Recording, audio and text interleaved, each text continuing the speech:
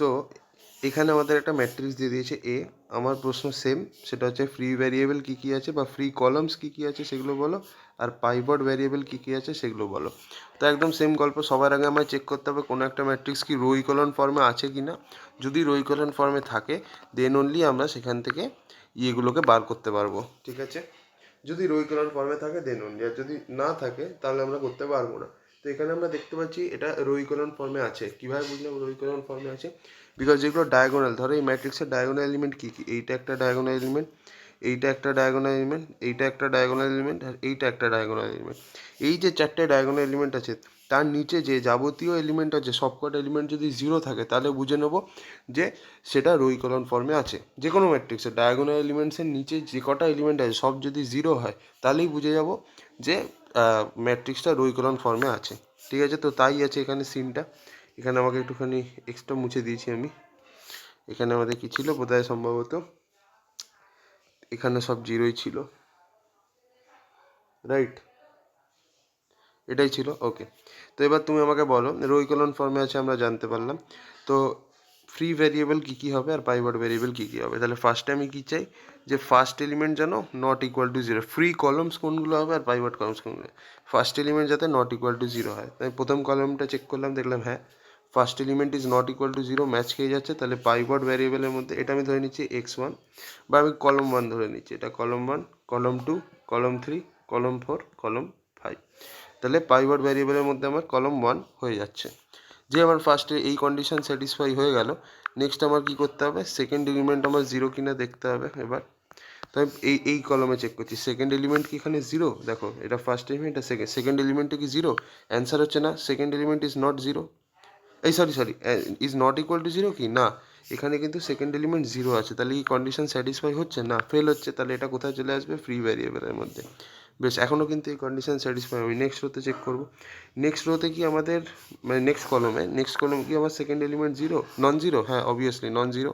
তো তাহলে এটা কি ভ্যারিয়েবল হবে, পাইভট ভ্যারিয়েবল মানে পাইভট কলম হবে, ওকে। এবার নেক্সট আমাদের কি দেখতে হবে,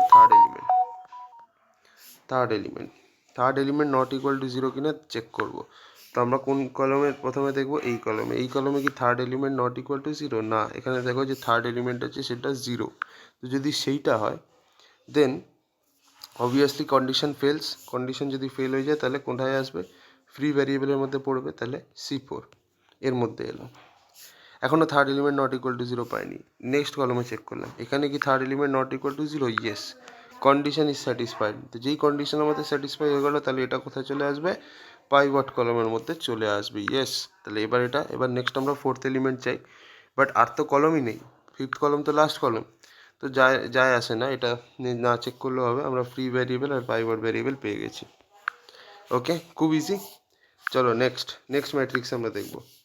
সেম এখানে আমাদের একটা ম্যাট্রিক্স দিয়ে দিয়েছে, আমাদের দুটো জিনিস দেখতে হবে, একটা হচ্ছে ফ্রি ভ্যারিয়েবল কোনগুলো আর একটা হচ্ছে পাইভট ভ্যারিয়েবল বা ফ্রি কলম বা পাইভট কলম, এগুলো কোনটা আছে একটু দেখে নিতে হবে, ঠিক আছে। Very good, let's see. তো আমার ফার্স্ট কন্ডিশন কি হবে, সেই একই।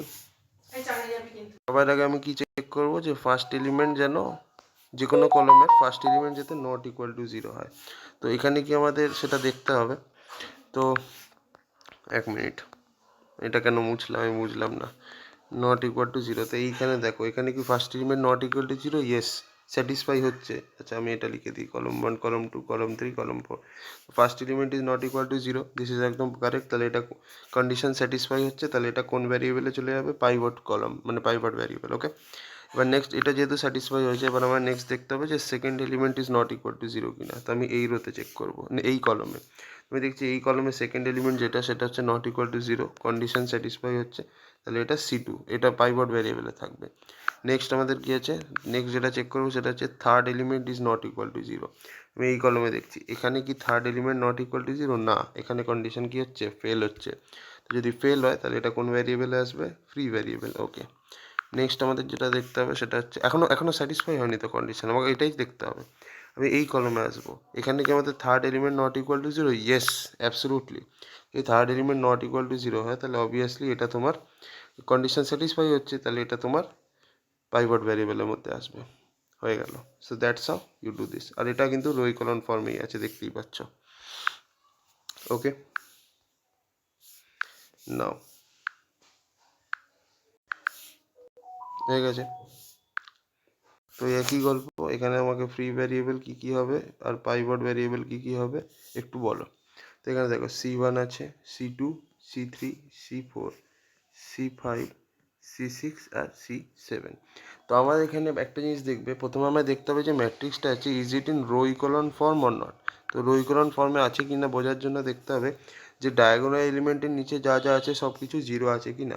তো ডায়াগোনাল এলিমেন্ট হচ্ছে এগুলো, তো এর নিচে যে কটা এলিমেন্ট আছে সব যেন জিরো থাকে। তো আমি একটা জিনিস ভালো করেই দেখতে পাচ্ছি, এদের নিচে যে কটা এলিমেন্ট আছে সেগুলো হচ্ছে এইগুলো, আর এই সব কটাই জিরোতে আছে। সো আমরা বুঝতেই পারছি this is in row echelon form, কোনো অসুবিধা নেই।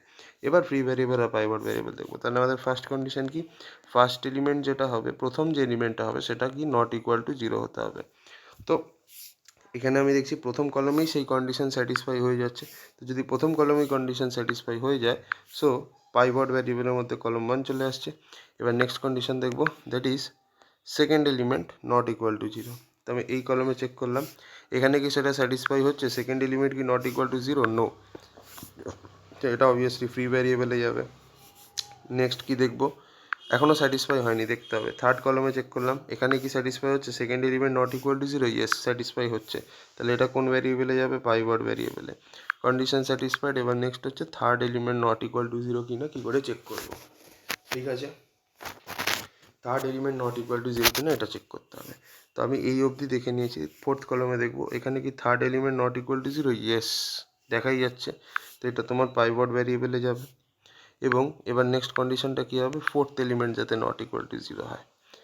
তো আমি এই কলমে চেক করব, এখানে কি fourth element not equal to zero, না fourth element equal to zero, condition satisfy হয়নি।